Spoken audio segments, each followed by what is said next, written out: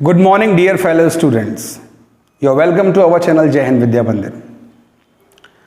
इस समय हम लोगों ने एक नई सीरीज स्टार्ट की है जिसको हम नाम देने वाले हैं लेट्स लर्न इंग्लिश ग्रामर। इस सीरीज में हम इंग्लिश ग्रामर के बेसिक से और उसके कॉम्प्लेक्स एपेक्स तक पहुंचने का प्रयास करेंगे। हर कॉम्पिटिटिव एग्जाम में पूछे जाने वाली इंग्लिश ग्रामर के हर सेक्शन को पूरी तरह से कंप्लीट करवाने का प्रयास करेंगे।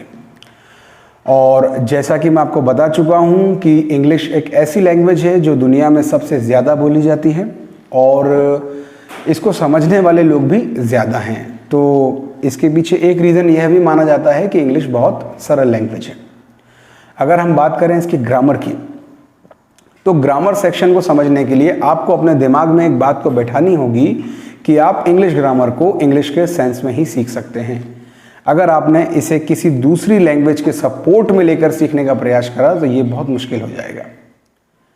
हिंदी से इंग्लिश सीखना ठीक है, कुछ स्तर तक ठीक है, लेकिन उस पर महारत हासिल करने के लिए आपको हिंदी को छोड़ना होगा इंग्लिश सीखने के लिए। तो चलिए हम इस सीरीज को आगे बढ़ाते हैं और चलते हैं सबसे लीस्ट टॉपिक की ओर, जो है नाउन।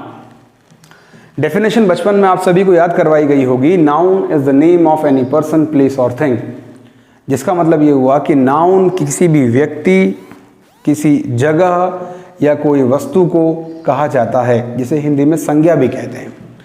अच्छा, मैं इसकी एक सिंपल सी एक डेफिनेशन आपको देता हूं कि अगर आपको नाउन को समझना है तो आप समझ लीजिए कि किसी भी चीज़ का एग्जिस्टेंस है। मेरी बात को गौर से सुनिए, वो चाहे दृश्य हो, अदृश्य हो, विजुअल ना हो, अगर उसका एग्जिस्टेंस है तो वो नाउन है।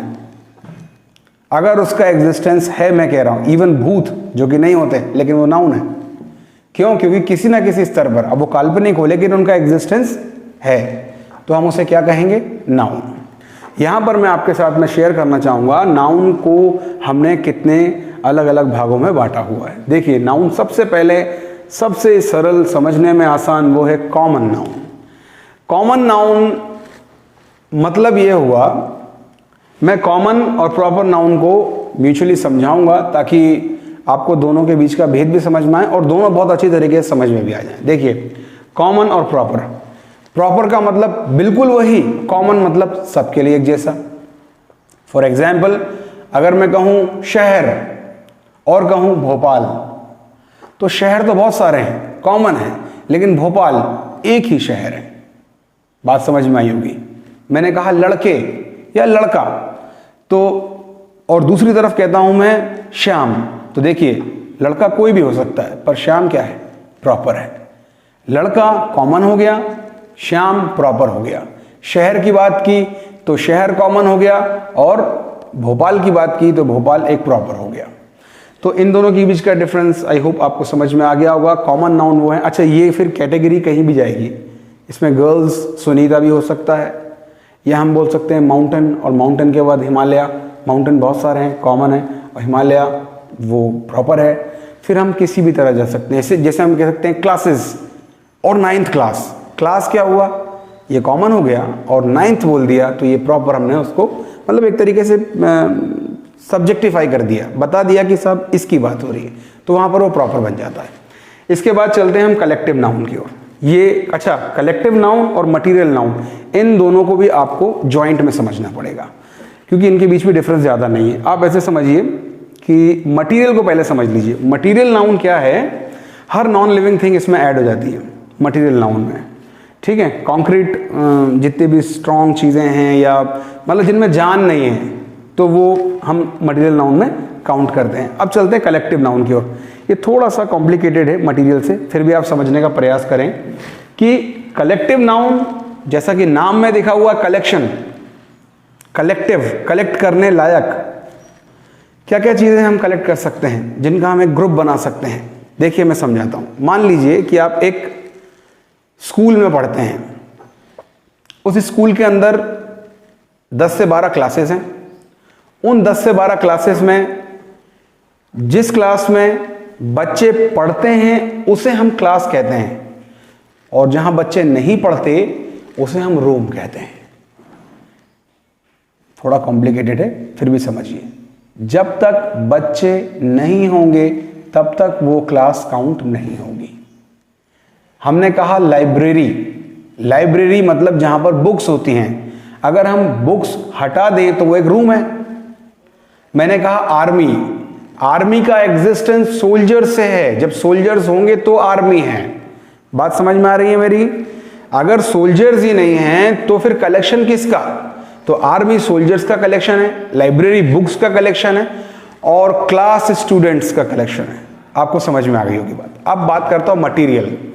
मैंने कहा बैग। आप बोलेंगे सर बैग भी तो कलेक्शन करने के लिए है, उसमें बुक्स भी कलेक्ट कर सकते हैं, पेन्स भी कलेक्ट कर सकते हैं, हम पेंसिल्स कलेक्ट कर सकते हैं, लेकिन क्या बैग का बिना इन सब चीज़ों के कोई एग्जिस्टेंस नहीं है क्या? बिल्कुल है। बैग अपने आप में उसका एग्जिस्टेंस है। इसके लिए ज़रूरी नहीं कि जब तक बैग के अंदर नोटबुक, पेंसिल्स और बुक्स वगैरह रखेंगे नहीं तब तक वो बैग नहीं कहलाएगा। बैग है। लेकिन दूसरी ओर आर्मी, हमने कहा लाइब्रेरी, तो आर्मी और लाइब्रेरी का एग्जिस्टेंस तभी है जब आर्मी में सोल्जर्स हैं और क्लासेस के अंदर स्टूडेंट्स हैं और लाइब्रेरी में बुक्स हैं, तब तक इनका एग्जिस्टेंस है। जैसे ही हम इन चीज़ों को हटा लेते हैं तो इनका एग्जिस्टेंस नहीं बचता है। तो आपको कलेक्टिव नाउन और मटीरियल नाउन के बीच का डिफरेंस भी समझ में आया होगा। अब चलते हैं एब्स्ट्रैक्ट नाउन की ओर। एब्स्ट्रैक्ट नाउन, भाववाचक संज्ञा। दुनिया भर की सारी फीलिंग्स, जितनी भी फीलिंग है, लव है, हेट है, एंगर है, हंग्री, हंगर, जितनी भी ये फीलिंग्स हैं ये सारी की सारी एब्स्ट्रैक्ट नाउन के अंदर आती हैं। जितनी भी फीलिंग्स हैं, मेरी बात ध्यान से सुन लीजिए, जितनी भी फीलिंग्स हैं वो चीज़ें जिनका एग्जिस्टेंस है मगर वो हमें दिखती नहीं हैं, ज़्यादातर फीलिंग्स होती हैं। अच्छा, मैंने कहा ब्यूटी, तो ब्यूटी एब्स्ट्रैक्ट नाउन है। क्यों? क्योंकि ब्यूटी, अब एक लड़की या लड़का या कोई भी चीज़ सुंदर हो सकते हैं, मेरे नज़रिए से सुंदर हो सकते हैं, तो जो कांति है उनकी, जो मतलब अट्रैक्शन का रीज़न है वो है ब्यूटी। पर ब्यूटी का कोई एग्जिस्टेंस नहीं है कायदे में देखा जाए तो, इसलिए हम उसको काउंट करते हैं कैसा? Abstract noun. मैं आज बहुत हैप्पी हूँ। हैप्पी कुछ दिखता है क्या? हैप्पी कोई चीज़ होती है क्या? नहीं, मैं हैप्पी हूँ, लेकिन हैप्पी अपने आप में एक एब्स्ट्रैक्ट नाउन है, उसे हम हिंदी में भाववाचक संज्ञा भी कहते हैं। तो नाउन का एक बार फिर से रिकॉल कर लेते हैं। कॉमन नाउन मतलब कौन सा नाउन? जो कॉमन है, लाइक बॉय, और बताया था मैंने, याद करिए, बहुत सारी क्लासेस हैं। और प्रॉपर नाउन बॉय में श्याम, क्लासेस में 9th। गर्ल्स की बात कर दी तो गर्ल्स बोला तो कॉमन हो गया। जैसे मैंने कहा कि मतलब किसी लड़की का नाम लिया सोनम, तो वो क्या हो गया? प्रॉपर हो गया।